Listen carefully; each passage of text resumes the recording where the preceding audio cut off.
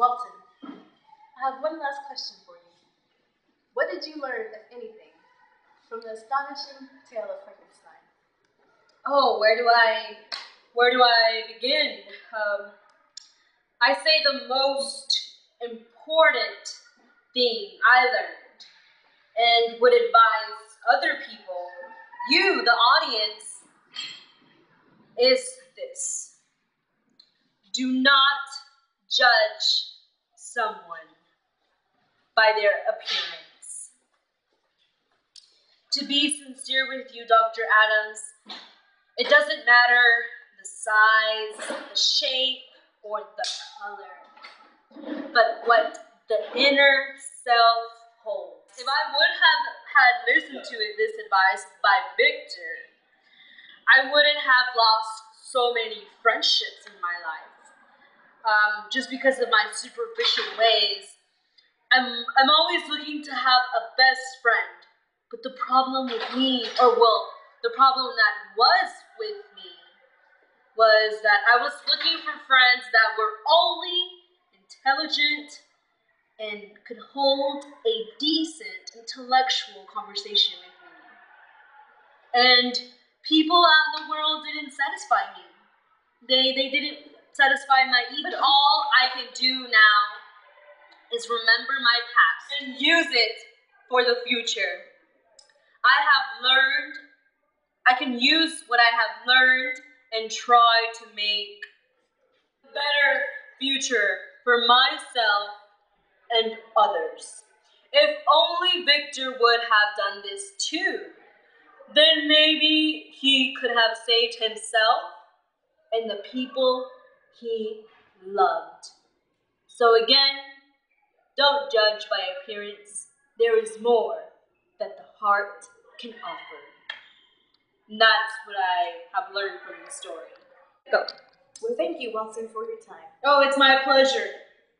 Your insight was very informing. We're going to bring out our next special guest, the creation, after this commercial break.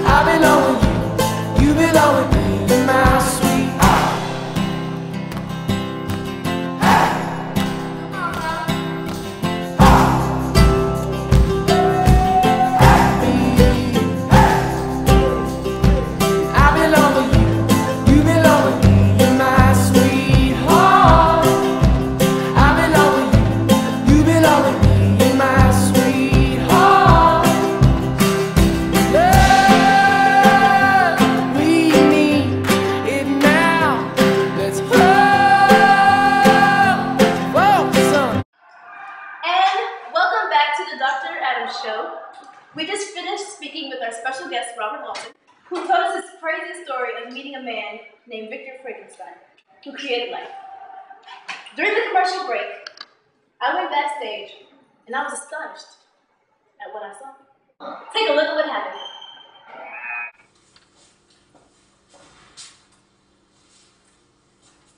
Oh, excuse me, sir, what's wrong? Wait, what's your name? I don't have one. And I'm just really nervous about being in front of you, because normally when I'm in front of a large crowd, I tend to abuse me. Oh. And I was never given a name.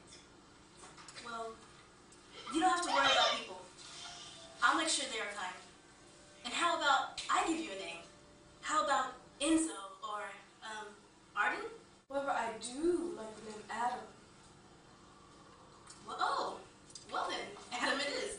Oh, they're calling me. I have to go introduce you. See you outside. I got a name.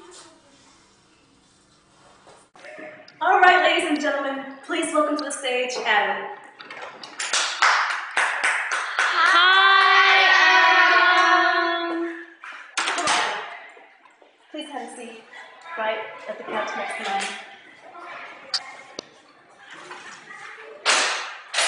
All right. There. Do you need a tissue? Yes, please. Okay. I would like to tell you and the audience why I chose the name Adam. Is that okay? Yes, it's fine. Sure, we're listening. Well, I chose the name Adam because it's Arabic for man, humankind. It was the first name given to the first human being to ever live. And I consider myself just as human, if not more, than my creator.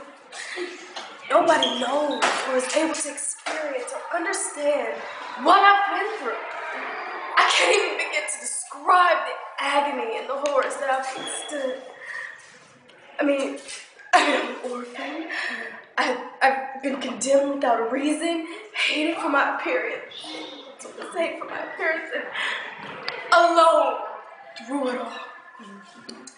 Just imagine how Satan feels or his experience without his followers. This is the worst possible punishment, and I just do not deserve it. No.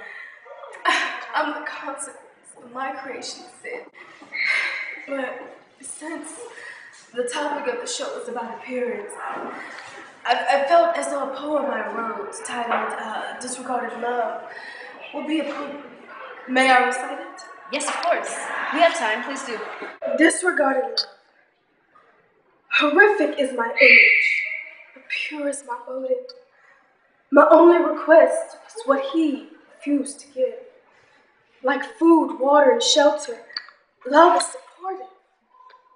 And it's symbolized by a heart, because one needs it to live. But love is something I could not find. Once acquired, I'd be restored and refined. But my only possible companions are the beasts and the blind. But even my possibilities are far to reach of mine. Sight is given to detect, judge, and assume. The truth is that my character is sweet as perfume, but I'm treated like my nature is an odious fume. Why won't the human senses view the soul instead of its costume? I know what I am, and that's irretrievable. I am worse than imperfection. I'm the unbelievable. Self-love is my goal. I hope it's achievable. Maybe then in society, I'll be receivable. Thank you. Wow. That's a beautiful thing. You deserve love. I am a human being. You may look different I am a human being. on the outside, but that does not matter. No problem. You are awesome. I want you to stand up and say, I'm a lovely human being named Adam. I'm a lovely human being named Adam. Yes. I'm a lovely human being named Adam. I'm a lovely human being named Yes, you are. Thank you so You much. are a human. Thank you so much. You're welcome. Thank you so much. You're welcome. That's what I wanted. Now, while we're on the subject of love, did Victor have in his life a special someone? And unfortunately, I wanted that special someone. But for Victor, her name was Elizabeth.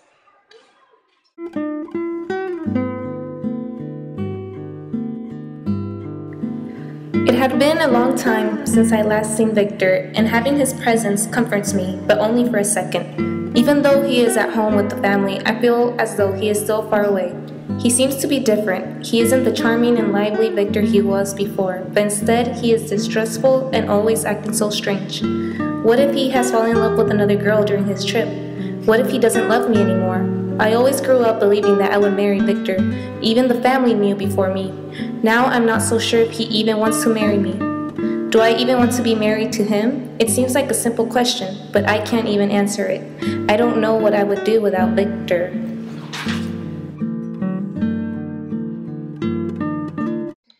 Whoa, how did I changed clothes somehow. I don't know what happened. Well, after that Elizabeth thing, I don't know.